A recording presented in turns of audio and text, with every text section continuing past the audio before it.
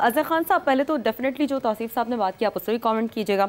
और जब माजी के झरोकों का जिक्र हमने छेड़ ही दिया है तो क्या फ़र्क था सर आपकी वाली मुलाकात में और उस मुलाकात में?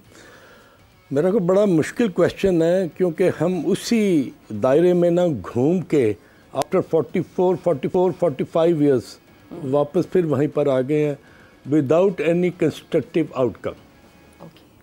अब कंस्ट्रक्टिव आउटकम क्या था वो, क्योंकि वो हमारे जवानी के दिन थे और हम उसको क्रिकेट खेल रहे थे, और अब जो है वो टोटली एक डिफरेंट सिनारियो था कि हम क्रिकेट छोड़ चुके थे और अब हम जिस नहज पर हैं, जिस उम्र के हिस्से में हैं, तो फिज़िकली हम उस तरह के नहीं थे जो आज से 46 ईयर्स पहले थे।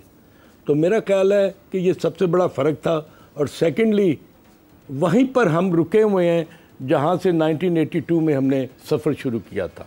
There is no change at all in cricketing wise, in decision wise and in get together. ये अलार्मिंग साइन है या इसे हम किस तरह देखें? ये अलार्मिंग साइन है, और मैं कहूँगा कि ये पाकिस्तान की क्रिकेट के लिए ये एक अच्छा ओमेन नहीं है।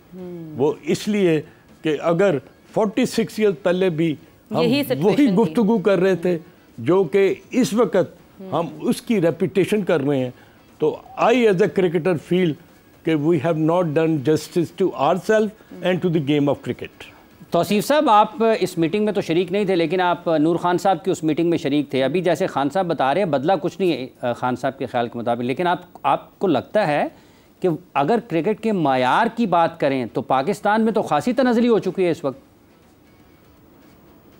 हाँ, मुश्किलात हैं, बहुत मुश्किलात हैं। देखिए, मैं तो बड़ा मतलब बहुत सेफ़ होके बोलता हूँ, सिर्फ इसलिए कि इसमें हमारी कंट्री की बदनामी है, लेकिन लोग इसको समझ ही नहीं पा रहे हैं। जितना हो सकता है इस अरसे में मैंने देखा, जितना सोचें, ये कोई जज्बाती बात नहीं। ये मैं जिस तरह खेला हूँ वो तो कोई सोच भी नहीं सकता था। अदर भाई खुद भी, और लोग घिस जाते हैं जो है फर्स्ट क्लास खेल के, और मैं तो कोई क्रिकेट खेला नहीं और जाके मैं खेला। नूर खान साहब की बात जब मुझे ज़ाहिर है, मैं जब एकदम एंटर हुआ था तो शोर मच गया, जी ये कौन आ गया, ये कौन आ गया, और एकदम जो है। तो फिर मुझे याद है अच्छी तरह, किसी ने मुझे बोला जब नेट पे कि खान साहब खड़े हुए हैं, नूर खान साहब, वो साथ स्क्रीन के, तो यूँ के शोर मचा था कि किसी ने कहना शुरू कर दिया। मैं सच बताऊं कि मुश्ताक मोहम्मद साहब ने जो है ना, इसका फादर जो है, ये इंग्लैंड में इस बिज़नेस है उसका, उसने मुश्ताक साहब ने जो है माल खा लिया, जो अब भी चल रहा है काफ़ी कुछ सिलसिला। तो आपको बुला रहे हैं वो, तो मैं गया तो कहने लगे बेटा आपके मुश्ताक साहब आपके कौन हैं? मैंने सर मेरे हीरो हैं। तो कहने लगे खुल के खेलें, यानी कि उनके अल्फाज थे, दो मिनट की भी मीटिंग नहीं थी उनकी, मेरी जो बातचीत थी, खुल के खेलें बेटा और कोई फिक्र ना करें कोई कुछ कह रहा है या कुछ।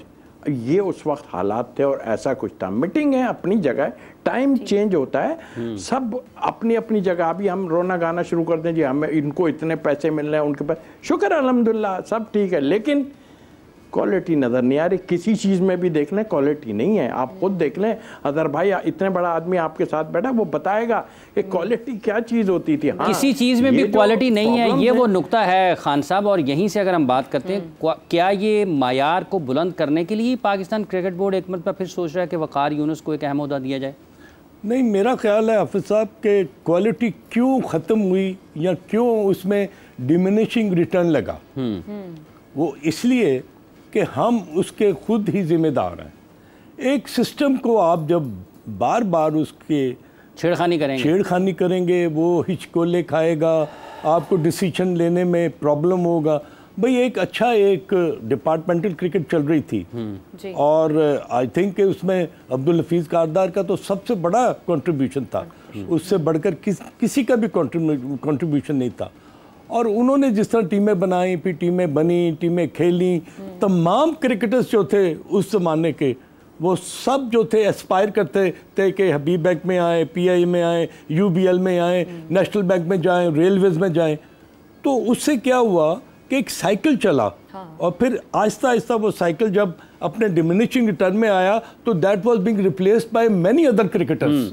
उसमें आप देख लें कि 80s के क्रिकेटर कौन थे, फिर 90s के मिडल में कौन आए, फिर 2006, और फिर जब उसको आपने दम धड़म करके गिरा दिया ना तो उसको उठाना मुश्किल हो गया है। आई थिंक अभी भी चेयरमैन साहब ने इस चीज़ पे कन्फेस किया है कि हम उस तरह डिपार्टमेंटल क्रिकेट को नहीं आगे बढ़ा सकते जिस तरह आज से 10 या 8 या 5 साल पहले डिपार्टमेंटल क्रिकेट मौजूद थी। उन्होंने कहा क्योंकि वकार आए हैं, ठीक है फिर।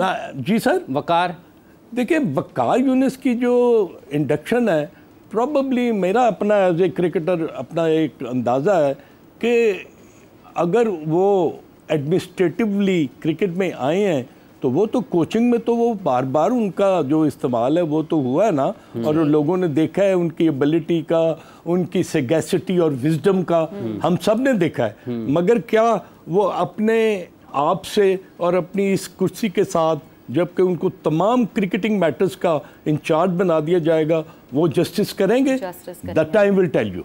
ये बहुत ज़रूरी है तौसीफ साहब कि इससे प्लेयर पर्सपेक्टिव की अगर बात की जाए कि एक प्लेयर किस तरह इस इंडक्शन को देखेगा। समझते हैं जो उमूमन हम बात करते रहे हैं कि जी ऊपर एक क्रिकेटर होना चाहिए जो तमाम तर मामला देखे, और ये इस डिसीजन को आप कैसे देखते हैं कि एक चेयरमैन पीसीबी ये कह रहे हैं कि वो इंतजामी मामला देखेंगे जबकि क्रिकेट को देखने के लिए एक दूसरा बंदा मुंतखब किया गया है? तौसीफ साहब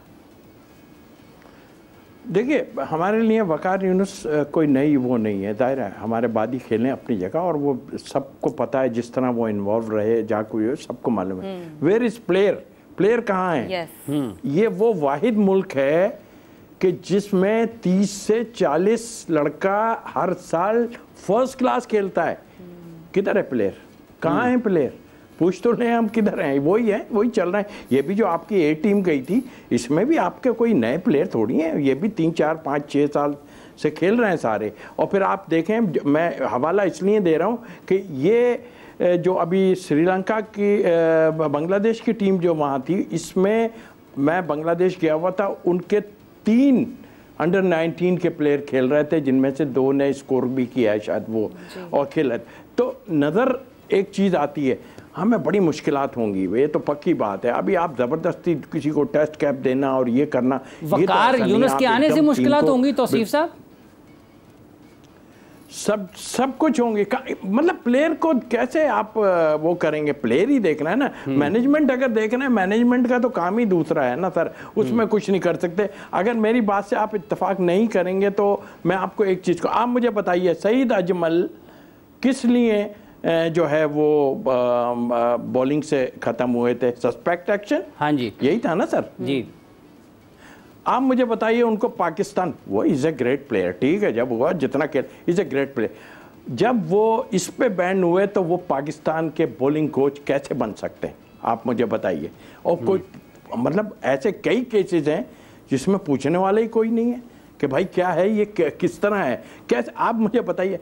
जस्ट फॉर जो फ्रेंचाइज इसमें बहुत इन्वॉल्व है, मुझे पता है, अंदाज़ा है मुझे, फ्रेंचाइज बहुत इन्वॉल्व है इन चीज़ों में, और वो अभी भी वो जो है उनकी मर्जी से काफ़ी कुछ होता है।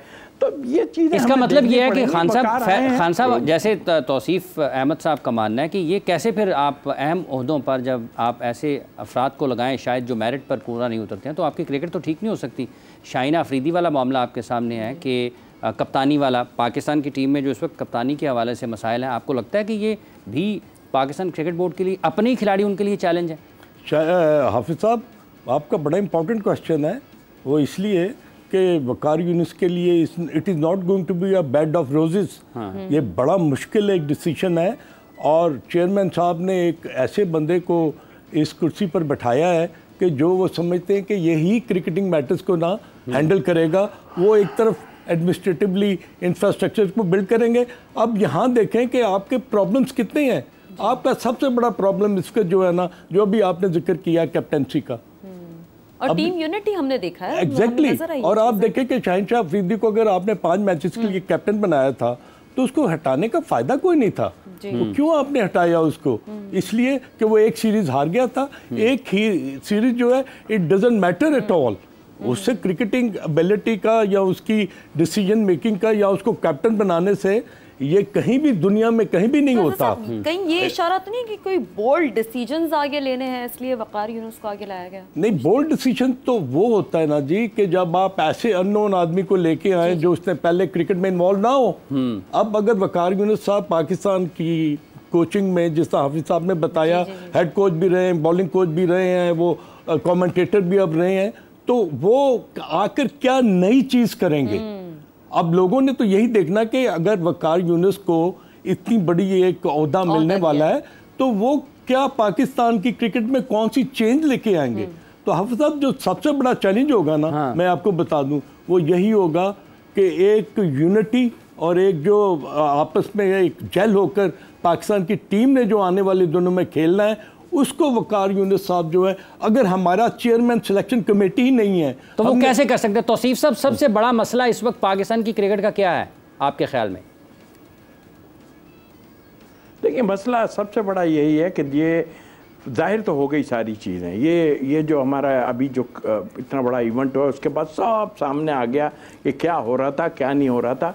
अब इस पे हम बात करते हैं तो हमारे बदनामी बहुत है, ये तो सबको पता चल गया ये। लेकिन ये मसाइल को इतनी आसानी से हल नहीं होंगे। देखिए, आपके पास अगर बैकअप बहुत तगड़ा हो ना तो आप ये डिसीजन ले सकते हैं बहुत कुछ, लेकिन ऐसे आप डिसीजन नहीं ले सकते, आपको थोड़ा सोचना पड़ेगा।